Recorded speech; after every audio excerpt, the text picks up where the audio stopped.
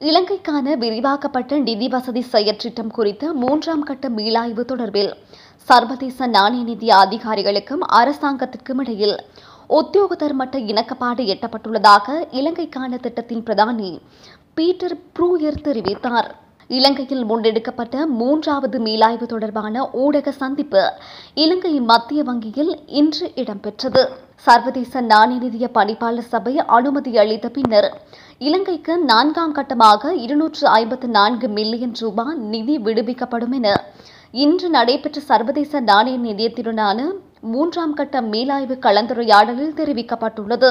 3ஆம் கட்ட மீளாய்வுக்கான பணிப்பாளர் சபையின் அனுமதியை பெறுவதற்கு 2025ஆம் ஆண்டுக்கான வரவு செலவு திட்டம் விரிவாக்கப்பட்ட நிதி வசதி செயற்றிட்டத்தின் இலக்குகளை பூர்த்தி செய்யும் வகையில் அமைவது அவசியம் என இந்த கலந்துரையாடலின் போது சர்வதேச நாணய நிதிய அதிகாரிகள் சுட்டிக்காட்டினர். மேலும் விரிவாக்கப்பட்ட நிதி வசதி செயற்றிட்டத்தின் இலக்குகளை அடைந்து கொள்வதில் புதிய அரசாங்கம் வெளிப்படுத்தியிருக்கும் அர்ப்பணிப்புடன் கூடிய கடப்பாடு நமது நம்பிக்கையை வலுப்படுத்தி இருப்பதாக நாணய நிதிய அதிகாரிகள் தெரிவித்தனர்.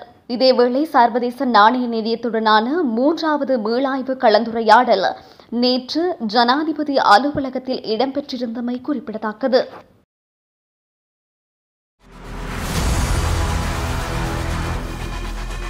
இலங்கையின் முதல் நிலை முதற்தர செய்தி வழங்குனர் வீரகேசரியில் குறுந்தகவல் செய்திகளை உடனுக்குடன் தமிழில் பெற்றுக்கொள்ள டயலாக் வலையமைப்பிலிருந்து REG இடைவெளி வீக்கி என்று பதிவிட்டு 87 960 என்ற எண்ணுக்கு குறுஞ்செய்தி ஒன்றை அனுப்புங்கள்.